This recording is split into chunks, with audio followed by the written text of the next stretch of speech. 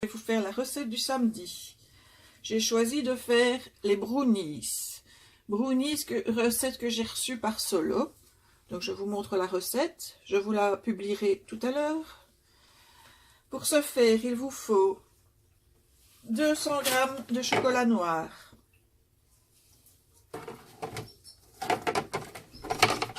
3 œufs,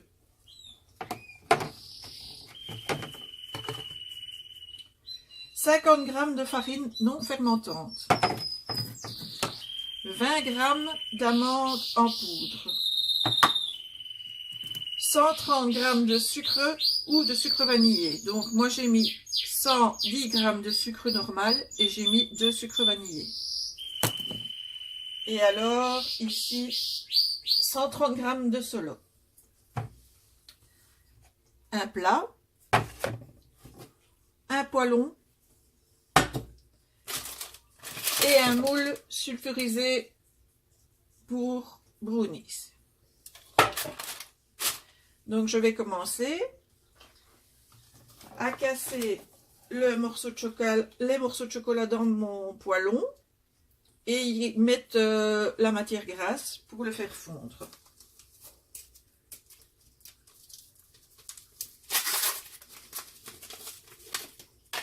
Je choisis toujours à mettre 150 g de chocolat noir et 75 g de chocolat au lait. Je trouve que le goût est plus agréable.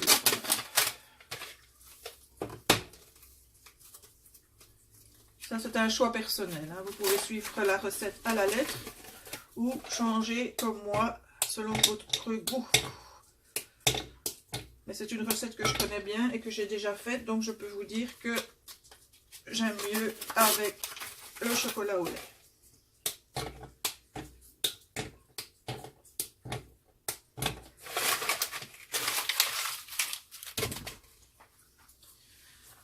Donc, je vais prendre le beurre, enfin le beurre, la margarine plutôt. Je vais allumer. Attention, bien surveiller pour que le chocolat ne brûle pas. Vous pouvez le faire au bain-marie aussi ou au micro-ondes. Mais je vous dis, il faut bien surveiller parce qu'une fois que le chocolat a cramé, c'est plus possible d'utiliser la recette.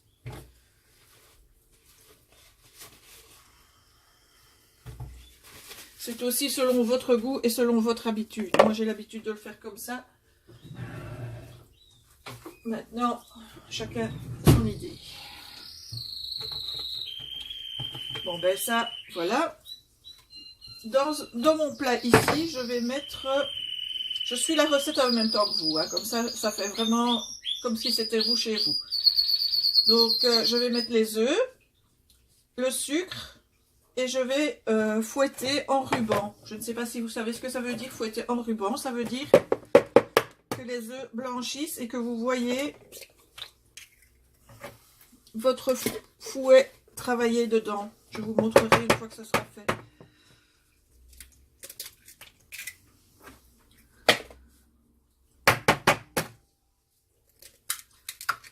Voilà, oh, un petit morceau de...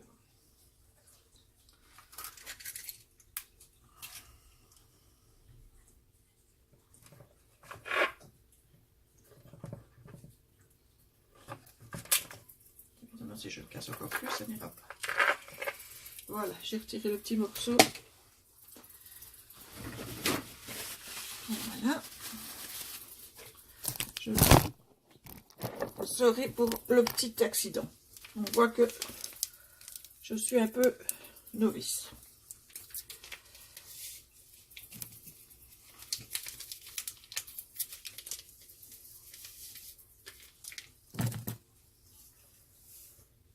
Voilà. Je vais couper tant que je fouette parce que, bon, ben, le bruit et tout ça pourrait vous déranger. Donc, je vais couper et je reviendrai vers vous. Et voilà, je suis de retour. Vous voyez mes œufs qui se sont bien battus. C'est une mousse. Je ne l'ai pas fait tout à fait en ruban parce que ce n'est pas nécessaire. Mais vous voyez ce que ça peut donner. Ils ont blanchi et ils ont moussé. Au niveau du chocolat, je vais vous montrer. Voilà. Vous voyez bien ce que ça en fait.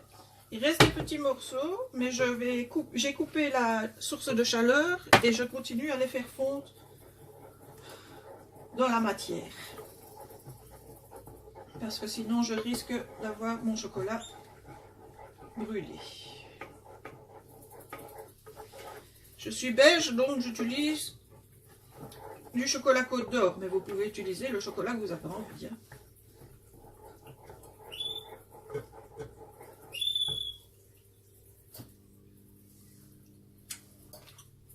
Oui, j'ai goûté, c'est le goût que j'attendais.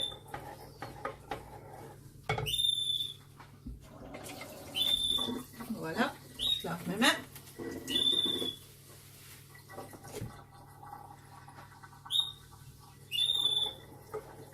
Et donc, je vais pouvoir ajouter le chocolat dans ma préparation.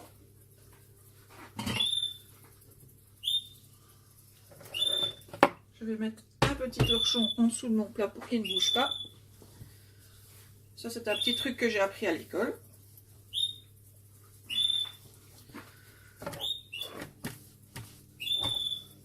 Vous voyez, il ne bouge plus. Il faut faire attention de ne pas cuire vos œufs, donc essayez de bien mélanger et aller doucement pour ne pas cuire la matière. Mais il faut faire aussi attention de ne pas casser mes œufs battus.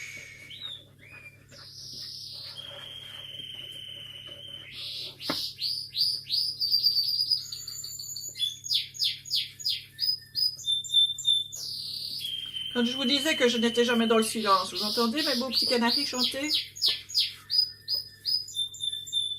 Moi, je ne m'ennuie jamais à la maison. Hein.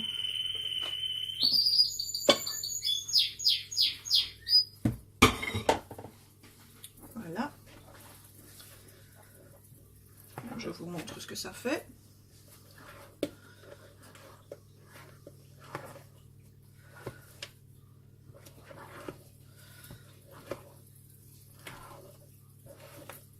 Bien raclé pour qu'il n'y ait pas de morceaux qui restent.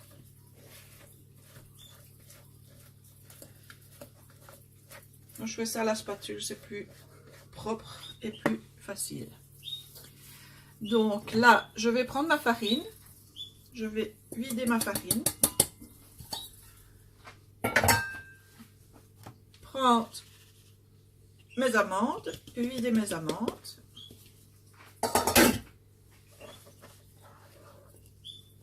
N'oubliez pas, oui, j'ai oublié de préciser, n'oubliez pas de faire préchauffer votre four à 175 degrés, non 170 degrés. Vous le faites préchauffer 5-10 minutes.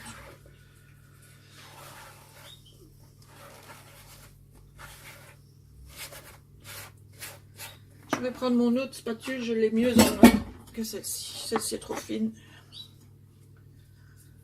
Je vais prendre ma spatule. C'est une spatule qui est légèrement recourbée, donc elle fait un peu cuillère. Et j'ai beaucoup plus facile avec celle-là.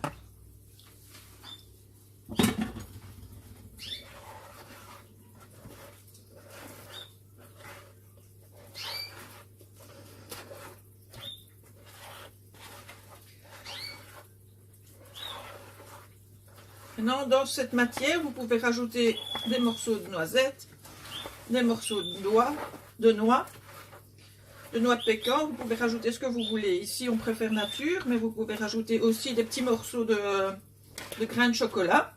Comme ça, vous avez un peu de matière à mâcher comme vous le mangez. Mais ici, on préfère nature, donc je le fais nature.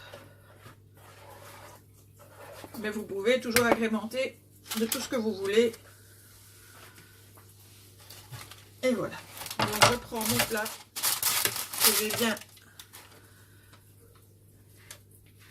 mis le papier sulfuré.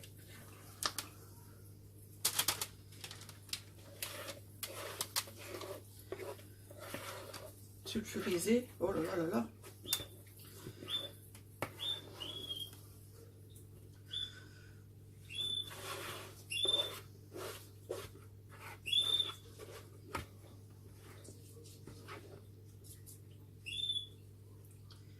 Et voilà.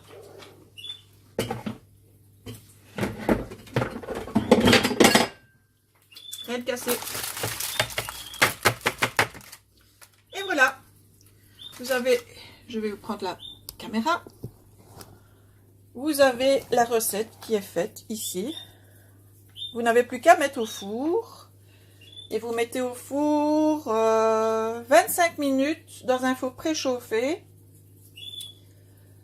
à 170 degrés. Et ben vous surveillez parce que bon, ça peut aller un peu plus vite, ça dépend des fours.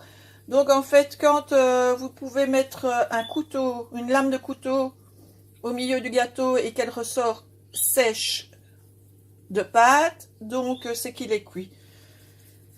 Et vous viendrez alors le démouler et je vous montrerai donc ce que ça fait quand c'est cuit. Franchement, c'est une très bonne recette, toute simple, vous avez vu, 11 minutes pour la faire. Franchement, ici on apprécie. Il faut vraiment aimer le goût du chocolat, mais ici on apprécie fortement. Donc je vais vous laisser, je vais laisser cuire mon gâteau et je vous ferai une photo du résultat final. Bien à vous et je vous souhaite un bon samedi.